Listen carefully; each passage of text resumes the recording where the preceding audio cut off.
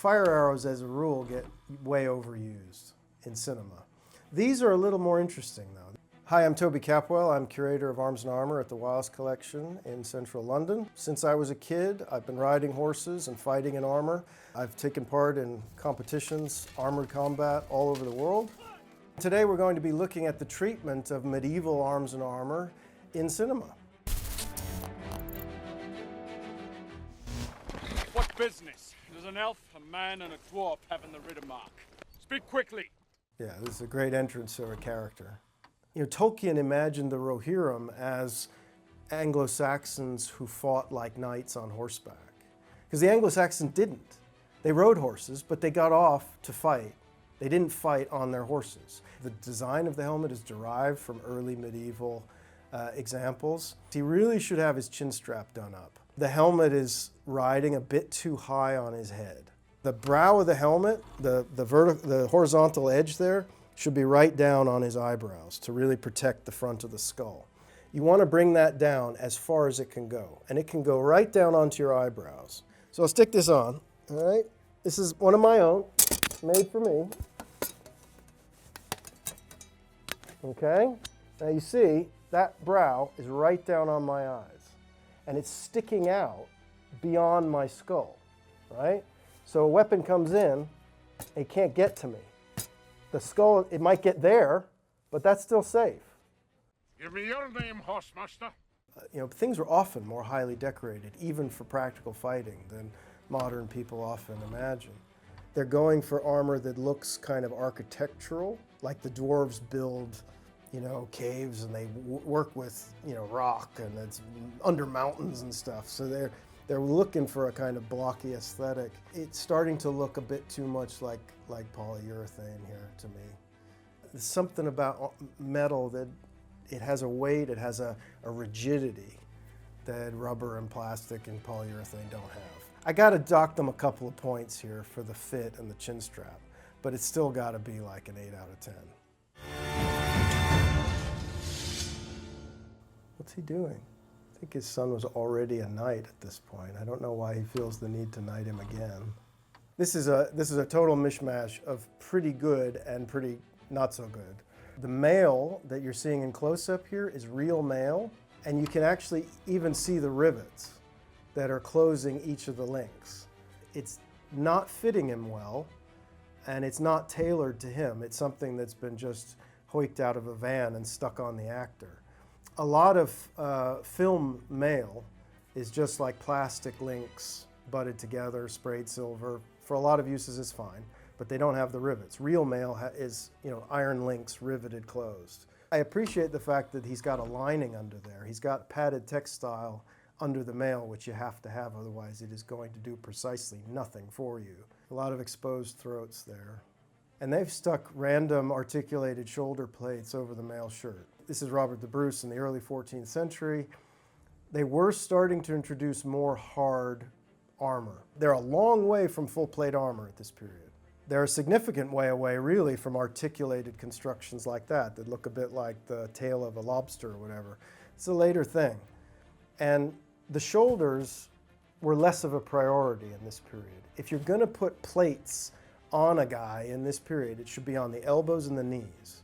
And here you can see his mail is a little off center.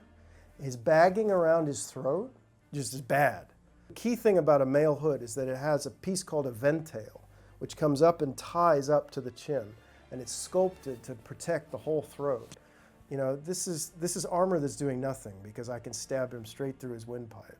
This film is actively engaging with real heraldry. Heraldry is the system of colors and shapes put onto shields as a form of visual identification. So when all these guys are in armor, it's hard to tell who's who. Heraldry was the answer, and it works very well. They got things wrong that they didn't have to get wrong, but they still did a fair amount that's right. 7 out of 10. What? Nothing. I like this little scene because it shows that getting shot with arrows isn't immediately fatal. And Gilles de Rais here, Joan's companion, who is incidentally a serial killer in real life, He was a pretty despicable child murderer. But anyway, he knows that he can take a hit. She's not wearing armor in this scene. He is.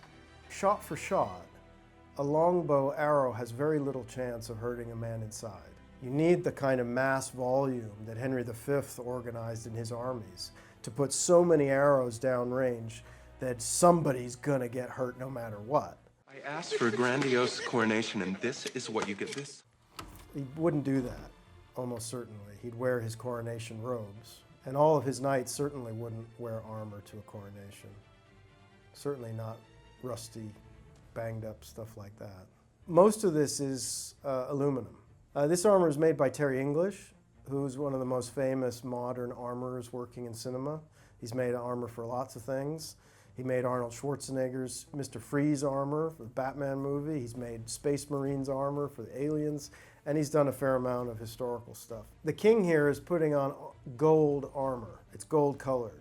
And this is actually good. This doesn't look like gold armor, but fully gilded armor, where you have steel armor, and then it's copper plated, and then it's fire gilded, where you mix gold with mercury.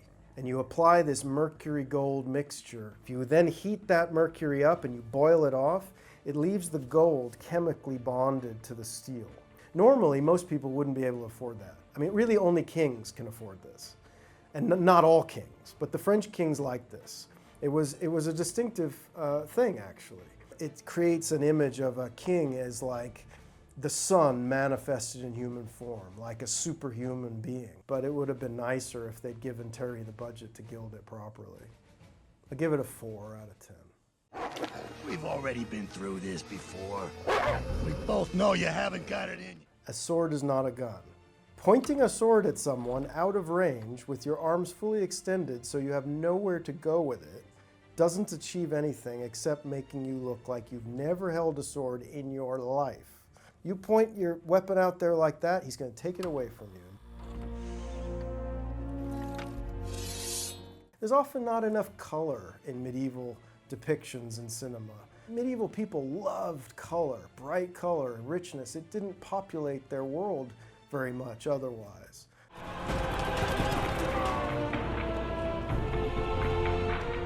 Okay, so you've got your leader, your king, leading a cavalry charge.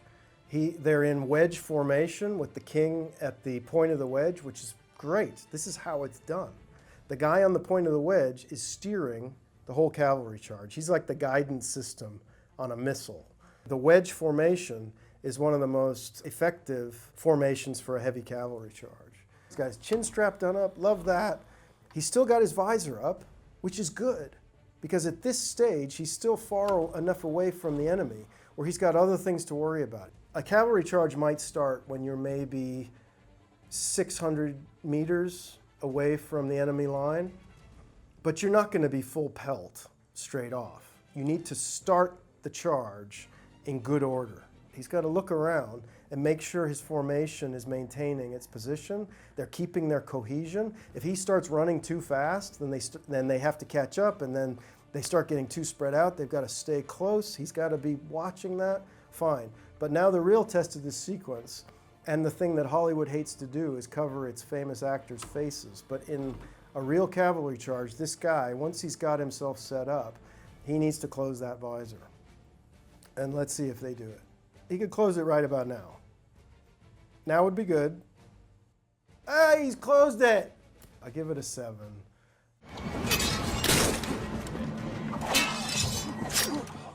If I could change one thing, I would change this. He's wearing his gorget on the outside of his breastplate. The gorget is that neck plate. He should actually have plates covering his throat. The gorget has neck plates in here, and it comes down and has this larger chest plate. That chest plate should be underneath the breastplate. And the breastplate has a turned edge to stop things sliding up into your face. But if anything does get past, it hits the gorget. But in Game of Thrones, they habitually put them on the outside. And it's a howler that I can't abide.